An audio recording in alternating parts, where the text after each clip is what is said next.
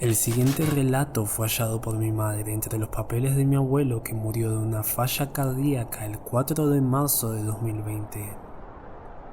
El mismo está inconcluso, o las últimas páginas se encuentran desaparecidas, pero no por eso el relato resulta incoherente. Mi abuelo siempre fue una persona sobria, pero un poco bruta, desprovista totalmente de imaginación, siendo entonces imposible que inventase los hechos que voy a exponer. La carta estaba escrita en lápiz y llevaba por título una única frase: cosas que vi en mi viaje. En ella se leía lo siguiente: vamos a ver si logro poner por escrito con mayor exactitud posible el hecho extraño que me sucedió ayer. Esto me pasó la mañana del 18 de abril del 77. Estaba de vacaciones en Santiago del Estero, a 210 kilómetros de Santiago capital, en medio de un paisaje de lomadas y sierras y arroyos cristalinos. Algunas elevaciones parecían cortadas con motosierra y la vegetación me brindaba un poco de sombra para resguardarme del intenso calor. Caminé solo durante muchas horas hasta que entre los brañales divisé una cueva amplia y lóbrega, elevada a unos 5 metros sobre el nivel del camino que yo transitaba. Grande fue mi sorpresa cuando en el umbral de la cueva una mujer llamó mi atención. Iba vestida con una gorra, camisa y pantalones cortos. Me llamó desde la altura de la entrada de la cueva preguntándome si podía ayudarla porque se había desorientado. Subí hasta la entrada ayudándome con las manos, agarrándome fuertemente de la hierba sobresaliente del terreno empinado. Cuando ingresé, noté que ella se había retraído hacia la oscuridad. Llamé por largo rato, pero no obtuve respuesta. Ya había oído sobre esa cueva y sabía que eventualmente me la iba a topar. Era el lugar favorito entre los Boy Scouts y los estudiantes universitarios. No obstante, la popularidad de su encanto decayó cuando varias personas vivieron situaciones de tensión y miedo al quedar atrapadas allí. Si bien muchos de ellos tuvieron suerte de salir, los relatos de los pueblerinos cuentan sobre un lugar desagradable y aconsejan no entrar. Ingresé rápidamente siguiendo a la mujer. Ella había doblado en una curva dentro de la cueva, desapareciendo de mi vista. A los pocos minutos me percaté de que cometí un grave error. Había comenzado a seguirla sin reparar en el camino, y el lugar donde yo estaba no era el que yo pensaba. Me había desorientado fácilmente. Traté de dar vuelta y encontrar la entrada, pero la luz de la abertura de la cueva había desaparecido. Saqué la linterna de mi mochila y miré alrededor. La galería bajaba en un ángulo recto, en un trecho de 50 metros. Desde allí arrancaba un pasillo largo y estrecho. Avancé, linterna en mano, a través de un pasillo extraño. Me encontraba dudando si debía volver sobre mis pasos o penetrar todavía más hondo en aquella negrura, cuando mi mirada se tropezó con algo que llamó poderosamente mi atención. Al verlo, me di cuenta de que la linterna me temblaba fuertemente en la mano extendida. Puesto que en primer lugar no sabía de qué se trataba, avancé con miedo, alumbrando aquella cosa con la linterna. Divisé algo grande cubierto de pelo, algo que no entendí su forma, sino hasta que miró hacia atrás, directamente a mí, y sus ojos relampaguearon ante la luz de la linterna. Era una cabra y estaba comiendo algo del suelo, y el olor que despedía era repulsivo. Seguí avanzando por aquel pasillo extraño, dando tropiezos, con el sonido de los guijarros bajo mis pies. Pasé a escasos centímetros de la cabra. Aquel animal bebía en un pequeño arroyo sin prestar particular atención a mí. Luego retrocedió y desapareció por la dirección en la que yo había venido. Ni siquiera me di tiempo a pensar por qué había una cabra ahí dentro.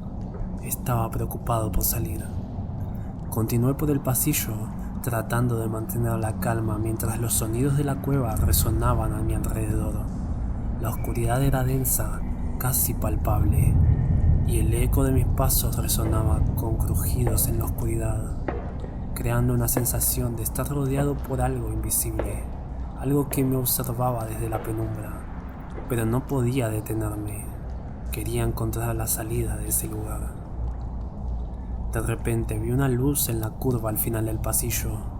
Pensando que había encontrado la salida, aceleré el paso, casi corriendo hacia la luz, pero a medida de que me acercaba, la esperanza que había nacido en mí se transformó en inquietud. Cuando llegué a la curva la vi. La luz no era natural, no provenía del exterior, era un resplandor anaranjado, titilante. Cuando finalmente llegué al final del pasillo, me encontré ante una escena que jamás podré olvidar. El pasillo desembocaba en un gran salón subterráneo y la hoguera ardía en el centro del salón. El techo era tan alto que la luz del fuego no alcanzaba a iluminarlo por completo. Las sombras danzaban en las paredes, proyectadas por las llamas. Alrededor del fuego, varias figuras se movían en un ritual frenético, pero sus formas eran imposibles de reconocer. Eran altas y delgadas, y sus cuerpos se retorcían de maneras desagradables que desafiaban la imaginación. Entonces la vi. La mujer que había visto en la entrada de la cueva estaba allí, junto al fuego, pero ya no parecía perdida ni desorientada. Sus ojos brillaban con una intensidad que me hizo retroceder instintivamente, y su rostro estaba distorsionado por una expresión de éxtasis o locura. Me miraba fijamente desde el centro del salón, parada e inmóvil junto a aquellas personas que danzaban como sombras. Sus ojos estaban en blanco. De repente abrió la boca y gritó señalando hacia la abertura donde yo me encontraba, y el resto, quienes la acompañaban en esa ceremonia, giraron para verme. Entonces, en ese momento, todo se oscureció y no distinguí nada más. Corrí a ciegas por el trecho que había venido, entrando y saliendo por pasillos estrechos, sin atreverme a utilizar mi linterna.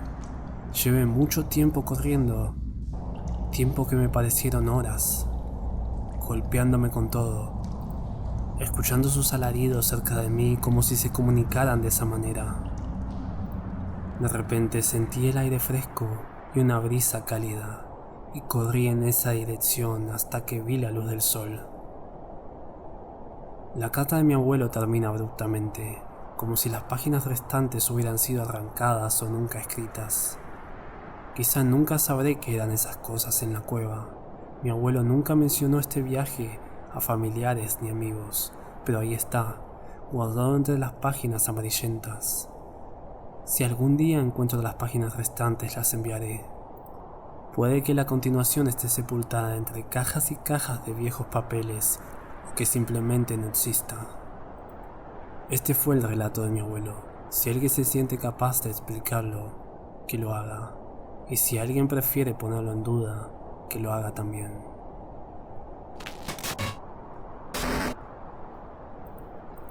El siguiente relato me fue enviado a través de email por una persona que prefirió no revelar su identidad.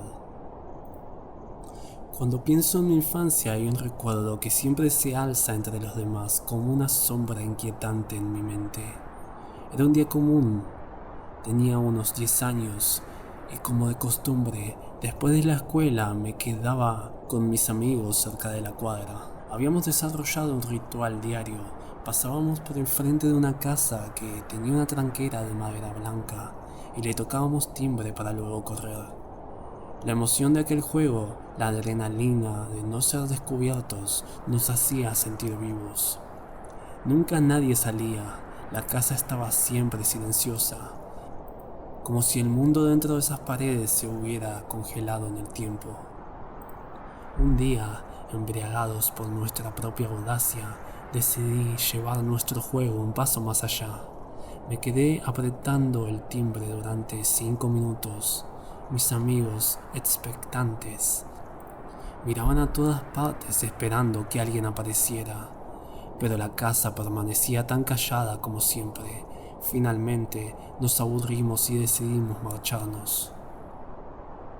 Habíamos caminado unas cuadras cuando de repente Uno de mis amigos gritó: ¡corran!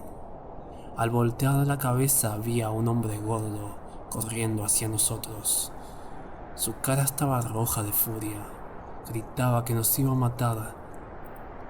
Mis piernas se movieron antes de que mi cerebro pudiera procesar el terror. Corrimos como nunca antes. El sonido de sus pasos pesados resonaban en nuestras mentes como un tambor. Por suerte, la casa de mi abuela estaba cerca. Llegamos gritando y golpeando la puerta, mientras el gordo nos pisaba los talones. Ella nos abrió enseguida y nos metimos dentro, jadeando y llorando, tratando de explicar lo que había pasado. Mi amigo le dijo que un hombre nos perseguía. Mi abuela, preocupada, se asomó a la calle y miró de un lado a otro. ¿Qué hombre?, preguntó. Cuando miramos, el gordo había desaparecido. No podía haberse ido tan rápido. Estaba demasiado cerca y habría tardado en llegar a la esquina. Simplemente se había desvanecido. Más tarde esa noche, cuando me calmé lo suficiente como para contarle a mi abuela en detalle lo que habíamos hecho, su expresión cambió a una mezcla de preocupación y algo que no supe identificar en ese momento. Me dijo que hacía rato que en la casa de la tranquera blanca no vivía nadie. Al principio pensé que era una especie de broma de adultos para asustarnos y que no molestáramos más en esa casa, pero luego empecé a notar cosas extrañas. El día después del incidente pasamos por la casa otra vez. La tranquera estaba cerrada como siempre, pero algo en el aire se sentía diferente, pesado. Con el paso de los años investigué. Intenté averiguar más sobre la casa y su historia. Hablé con los vecinos, con las personas mayores del barrio que conocían la historia del lugar. Lo que descubrí fue inquietante. Hace muchos años, muchos antes de que yo naciera, una familia había vivido en esa casa.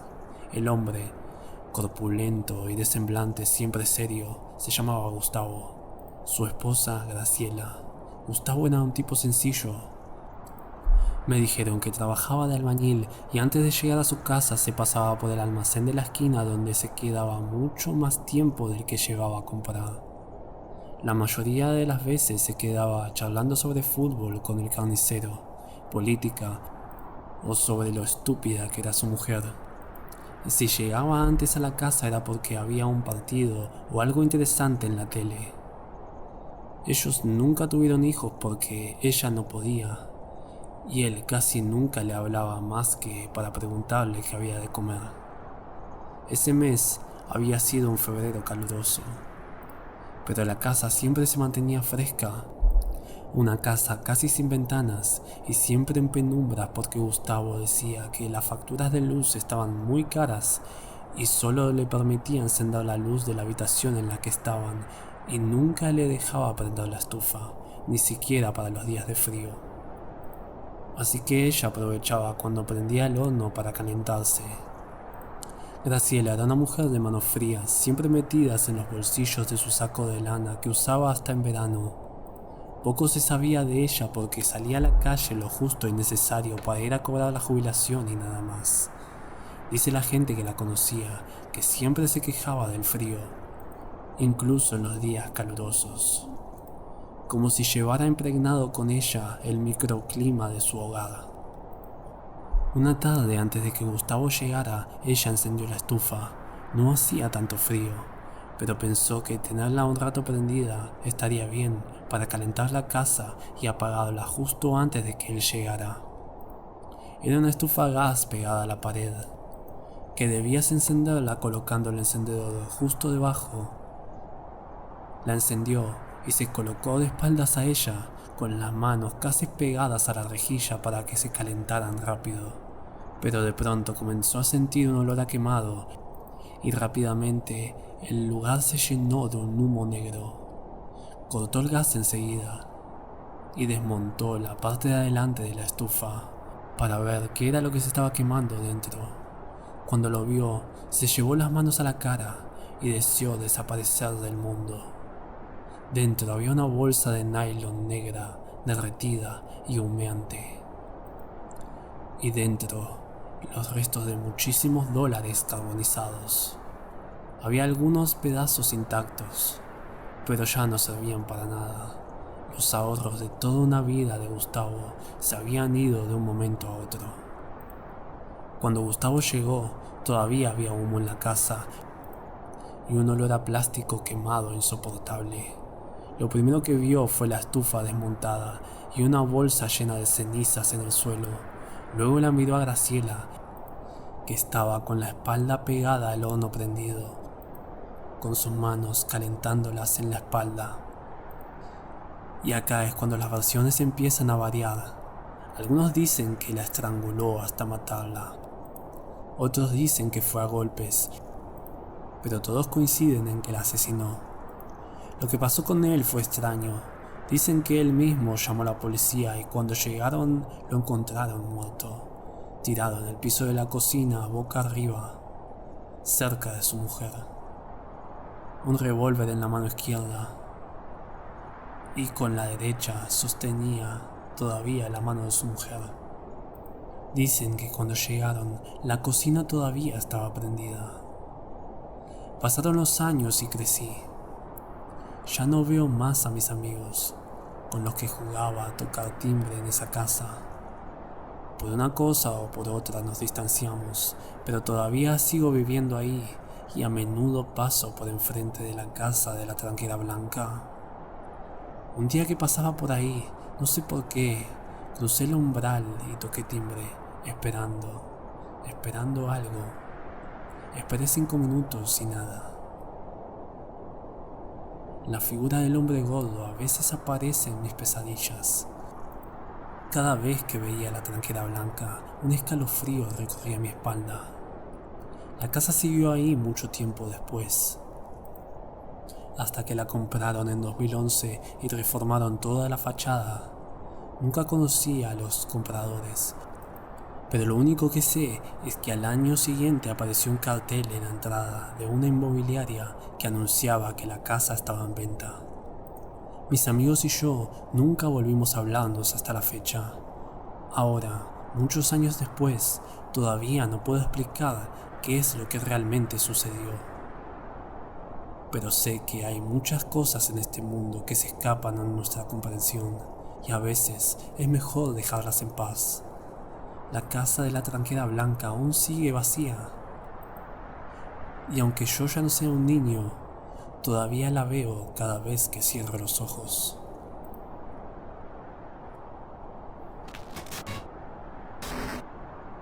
Esta historia me fue enviada por Instagram y quien nos lo cuenta dice que sucedió cuando ella tenía alrededor de 6 o 7 años, pero lo recuerda con toda claridad. Ahora mismo ella tiene una prima pequeña que nació cuando tenía 8. Estos hechos tienen lugar unos meses antes de que su tía, la madre de la niña, se enterara de que estaba embarazada. Esto nos lo cuenta porque tiene relación con la experiencia. Ella estaba sola en casa, desde siempre había jugado sola, entonces estaba acostumbrada a esto. Ella quería traer más juguetes y algunas cosas de su habitación para comenzar a hacer la tarea en el patio, porque afuera todavía estaba fresco. Notó que la luz del cuarto estaba apagada. El interruptor está en el fondo y hay que cruzar toda la habitación para llegar a él, así que corrió y la prendió, algo temerosa, pues todavía era una niña. Se dio vuelta. Detrás de ella estaba la puerta del baño. Dentro de él había escuchado unos pasos pequeños como los de un niño o un bebé, solo un poco menor que ella. Se asustó y corrió afuera del cuarto. Se quedó parada afuera, congelada del miedo, mirando fijamente a la cortina medio transparente, y notó a través de ella una figura oscura, solo un poco más pequeña que ella en ese entonces. Era como un niño, pero tan oscuro que parecía una sombra. Se asustó más cuando comenzó a escuchar esos pasos que corrían hacia ella y la figura comenzó a moverse, al parecer en su dirección. Entonces corrió al cuarto de su mamá y se encerró ahí hasta que ella llegó, pero nunca le contó lo que sucedió. Las noches siguientes tuvo una pesadilla recurrente y aún hoy en día nos cuenta que la tiene al menos una vez al mes. Durante casi una semana y media posterior a la experiencia, comenzó a tener pesadillas recurrentes, las cuales siguen persiguiéndola aún hoy en día, y se prolongaron durante casi 6 años desde que escuchó esos pasos pequeños pero pesados justo detrás de ella. Ella tiene megalofobia, que es el miedo a las cosas grandes o de gran tamaño, o de un tamaño mayor que normalmente deberían tener. Descubrió esta fobia gracias a su primera pesadilla. No tenía ningún tipo de palabras para explicar esto, para explicar este sueño, pero eran como ver planetas que, como todos saben, son dimensionalmente enormes.